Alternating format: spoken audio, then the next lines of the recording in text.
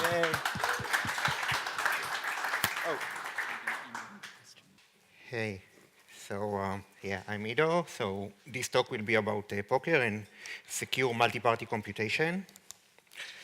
So let's talk about the difference between secure multi-party computation and secure function evaluation. So secure function evaluation is a one-shot computation. It is here, like you have function. You have a set of players that give input to the function. They want their inputs to remain private. Like all the other players don't know what were their inputs, but they all want to get the output of the function. So this is secure function evaluation. And also, I should say, let's say there are 3 players, P1, P2, P3, so they do these message passings. They can be in different countries or whatever, and they send messages, and they want to compute the function. And secure multi-party computation is a round-based protocol. It operates in rounds, and after each round, you want to reveal some intermediate output to some of the parties. So the classic example of secure multi-party computation is poker. So let's say after round number 1, you want to deal a card to Alice, the queen. After round 2, let's say you want to deal the ace of hearts to all the parties. After round 3, you want to deal the king only to Carol, and so on. So this is a secure multi-party computation. And let me mention that both of these tasks are more difficult than what was presented yesterday by Funfair, where you have, let's say, a video poker, where you have just one player who is playing against the dealer, and the dealer is an algorithm. So the player is making decisions, and in that case, you can just use unpredictable public randomness to get a good protocol. Here it is more difficult because you need private randomness. So let's continue. Okay, so those are all theoretical results from the 1980s that say that you can achieve a secure multi-party computation, like you can get, nobody knows about the inputs of the other parties, but they can get the output. But this is with this caveat, the impossibility result, that we cannot actually guarantee that all the parties will get the output. So if it is a message passing protocol, at the beginning nobody knows the output, and then, so this is I'm saying it in a hand-wavy way, so at the start they don't know the output, they start sending messages to each other. At some point, one of them will get the output first, and if that guy aborts, then the others will not get the output. But this is proved formally in the 1980s. Okay, so that was about what we know about secure multi-party computation. Now let's talk a little about the formal model. So we have these inputs, this data that they give to the function that they want to compute. We also have now, in our extension of the model, we also do this secure computation with coins. So we also have coins as part of the model, and the difference between what happened there. Okay, and the difference between coins and data, that if I have a coin, I give it to somebody else, then he has the coin, I don't have the coin. If I have data and I give it to somebody else, then both of us have the data. Of course, with cryptocurrencies, you can implement coins by sending a signed transaction. It gets confirmed on this global ledger and becomes irreversible. And we also have this presumption that the coins are valuable because we want to make claims that if some party is honest and some other party is dishonest and deviate from the protocol, then we want to compensate the honest party with some coins, so we want them to have values. And some more bullet points about the formal model that are not super important for this talk. So at first, I'm going to talk a little about how we achieve those kind of protocol. This is from late 2013, 2014, about the tools that we had back then to get this kind of fair protocols to work using a cryptocurrency. And then I will get to the much more efficient way that we can do it today, even in Bitcoin, actually. So this is the old version. So we say we have what we call a claim or refund functionality. There is a PS and PR, a sender and a receiver.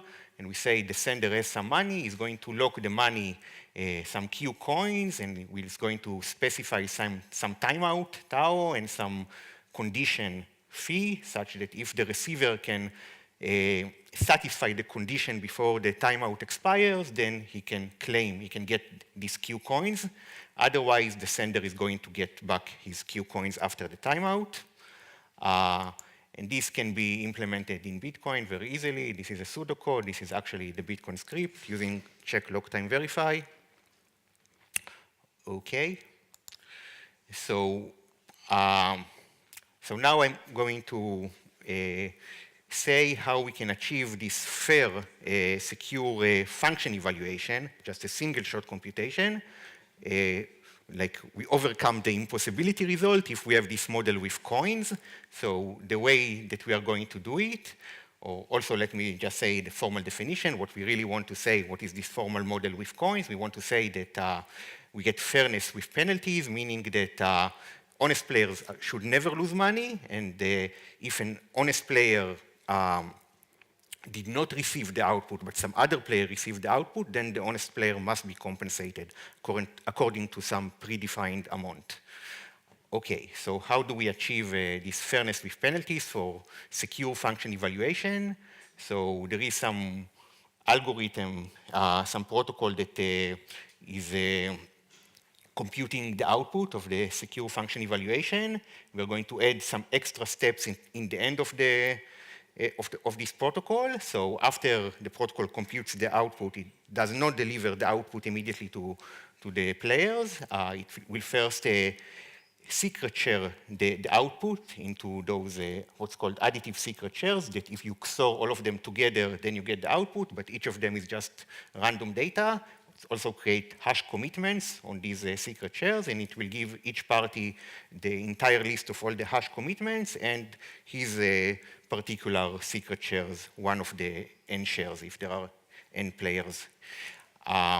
So after you do all that in the secure computation, now the last bullet, we are reducing the problem into if they can just do a fair exchange of their secret shares among each other, then everybody will have all the secret shares and they will learn the output. So how can we achieve a fair exchange of these secret shares? So those are all the Bitcoin protocols from 2014. So the first example we say, the notation means that P1 says that P2 can get his money, these Q coins, if he will reveal his pre-image before the timeout, and P2 says that P1 can get his money if he will reveal his secret share, his pre-image according to the list of commitments that both of them have. And this protocol is not good because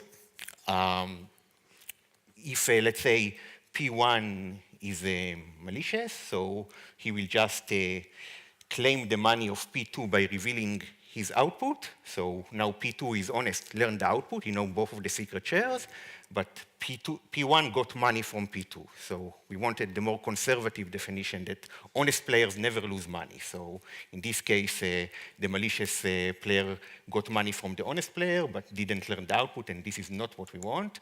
So this will give you the fair exchange, like the first player, the first step of the protocol for the fair exchange, we say that P2 says that P1 can get the money if both of the shares are revealed, so nothing can happen yet. And then, because P2 doesn't know the share of P1, and then say P2, P1 says you can get my money if you reveal your share. So now if P2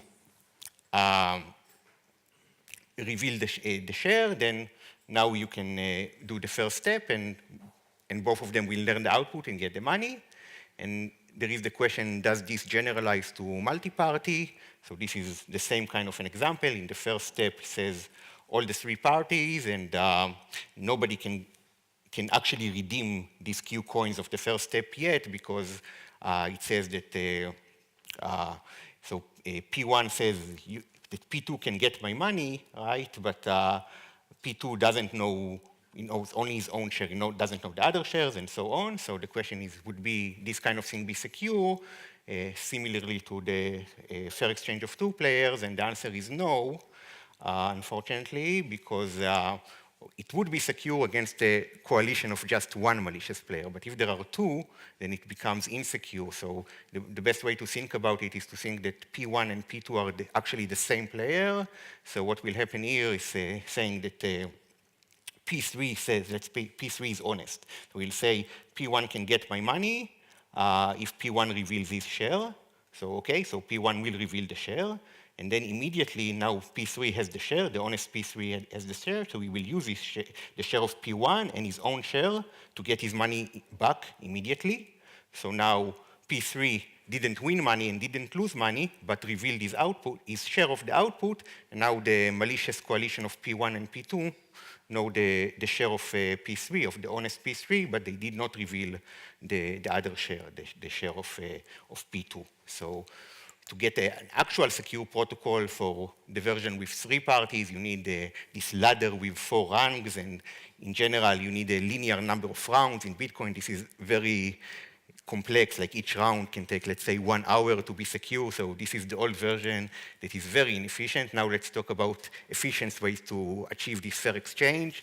So first I just do this slide with a big diagram of just the 2 parties to make it clear. So P1 and P2. So now we can achieve this thing where they can both do it concurrently, what we couldn't do with the old version. This is just for simplicity at first. So the contract, let's say, will have hard-coded the 2 commitments that they need to provide the pre-images, and it will say if both of them deposit the money, then you switch to a new state that's such that if any of them reveal the decommitment, then you move into this grace period where the other player can also reveal his decommitment, and if he doesn't, then the first player will get both of the deposits, of the security deposits. So this is, if you have this, you have the state tree and you can write to the state, then you can do it in this way. And this was just for simplicity, but this is like the main thing. This is if you want to achieve secure function evaluation off-chain, meaning that you just do the security deposit once, and then you can run secure function evaluation among the parties many, many times off-chain. So this would be the state channel that will achieve that. The way it works is that it's like the reduction from before. Each time they will compute the function, compute securely the function, and instead of delivering output, they will deliver this list of hash commitments and shares for each one. And then all of them are going to sign this list with some index I of the current execution, the current iteration that they are running. Each time they are running another, maybe completely different secure function evaluation. So I at first is 1, and they are all signing this list. And after all of them sign the list, this is this n out of n signature for the state channel. Now each of them begin to reveal in the clear his share, and if the others don't reveal, then he can go on-chain, and he can say, I have a signed list by everybody of, let's say, with index I equal 5. It's the 5th time that they ran the protocol, and there is this grace period, and if the other guys don't reveal, then he can get compensated according to the initial security deposits, and this is the way to achieve it, and this is secure against, let's say, denial of service attack. If some other party wants to say, no, we are still in round 4, then of course the logic of this contract will say, I have a signed list of round number 5, which is later, then I only respect round number 5, so honest parties will always have enough time to either be compensated or get the output if the other parties will finally reveal the output on-chain. Okay, so this previous contract, so this is easy to understand in Ethereum, but actually it can also be implemented in Bitcoin, assuming that you have covenants and relative lock time, CSV. So CSV is already in Bitcoin. Covenant is not. It's a BIP, and it's actually implemented by Johnson Lau, but it's not anytime soon in Bitcoin. So the covenants, basically it means, so Bitcoin, like vanilla Bitcoin says, if there is some output and I have some witness that satisfies the output, then I can move my money to wherever I want, and the covenant model says I can only move my money according to some specific rules. So if you have this additional feature of Bitcoin, you can actually implement that thing in Bitcoin. So this would be the efficient way to achieve secure function evaluation. And of course, all the other bullet points about more like the Ethereum model, where there is the state tree and so on. And I also want to do this detour about the difference between the stateful model and the covenants model. So this is another example of a lottery where you want to do this, let's say there are 8 players, each of them deposits 1 coin, and the winner gets 8 coins. Right? So to do it in Ethereum, it's very easy to understand. Okay, so let's just first say that theoretically this protocol has a nice feature. The way it works, like each pair of 2 parties will do a competition among themselves, like a commit reveal competition with some timeout. So if the other guy doesn't reveal, then I just win. So this is fair just for each of the 2 parties. And then the party that wins goes to the next stage in the protocol until the final winner. And this protocol has the feature that, let's say, only the first party there is honest and the other guys are all malicious. It still has the feature, there are 8 parties, that honest guy will win with probability at least 1/8, which is the correct probability, right? The fair probability, because he will win his first competition with probability half, and then the next competition also probability half, and then the last competition also with probability half. So half times half times half is 1/8. So to do it in Ethereum, it's very easy to understand, right? You can do the competition, you can write in the contract the winner, and then for the next contract, for the next stage, it can read from the previous contract who is the winner and let this winner play, and so on. And then you can achieve this lottery. And then we were thinking, can we achieve the same thing in Bitcoin? And this is a very interesting question. And at first, we're saying, let's say we have the model of Bitcoin with covenants and so on. So assuming that so this is Andrew Miller and I, and we said just instead of using a state, like to write to the state of the contract, let's say encode the state with the covenant. Say that if you satisfy what is currently in the output, now the covenant says you need to encode some information about what happened and so on. So you can do that part, but unfortunately it's not enough to achieve this in Bitcoin, because the feature that we have in Ethereum that we don't have, that we really need for this, is to be able to, for the contract in the next stage to read what was written in the state of the previous state. And this we don't have in Bitcoin, just to read some other arbitrary data, some contract address in Bitcoin. And if we add this to Bitcoin, then it will not be reorg safe and so on. So it's a very different model. So we have some way to do it in Bitcoin, but not as straightforward as this. You need some extra complexities. Okay, so that was about secure function evaluation, and there is all these theoretical differences. So there are other ways to get fairness using what's called gradual release, when you release the output bit by bit, but this is quite complex. There is a long line of work, and you need to enforce that you're not just releasing junk bits along the way, and there are other ways that are more like have trusted party flavor and so on. So about this, the gradual release, this is you release bit by bit with a lot of complexity, so number of bits, the round complexity is very large, and if you have a cryptocurrency, then like all the miners in the cryptocurrency or all the validators are doing all the heavy lifting for us.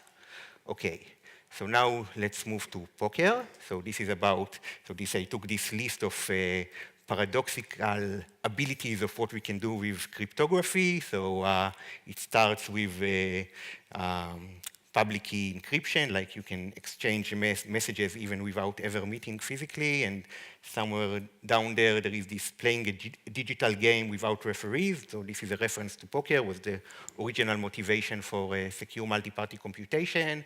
So we have this work now to achieve it. So we call it the instantaneous decentralized poker. Instantaneous means off-chain, and decentralized poker means that this reactive, secure multi-party computation, but including what we call secure cache distribution, meaning that the inputs and outputs are not just data, but the inputs and output themselves are also money, also coins. So this is like a box of cache distribution you give as inputs. This is just a simple example. There is player 1 and player 2. Each one deposits some data, some information, like X1 and X2, but also some coins, like D1 coins and D2 coins. Then they compute the function according to their inputs, and there is some distribution of the output coins. So this is what we want for poker. And there can be other examples like incentivized computation and so on for this cache distribution that functionalities. Okay, so I will also talk for a moment about why we really need this reactive multi-party computation and not just one-shot computation to achieve something like poker. Okay, so one reason that if you want to encode all the possibilities of the game in advance, give it as your input to the function and do one-shot computation, then all the possibilities of what you are supposed to do in the game would be like a very, very complex function, like orders of magnitude greater. So this is one big issue, and the other more principled issues is not all variables are known in advance. So for example, I'm playing poker, I get some call from my stockbroker about some financial loss because of some earthquake that was not known in advance. Now I change my behavior in the poker game. So you really want to do this multi-round protocol, this reactive secure multi-party computation. It's like last bullet is that something that says 1 instead of 3, but last bullet is that like it's not fun to play poker again according to some algorithm, right? You want to be involved in the game. Okay, so this is some theoretical work about is a secure function evaluation and multi-party computation equivalent? So if you have an honest majority, you can always secret share the state after each round, and you can do it according to the honest majority assumption.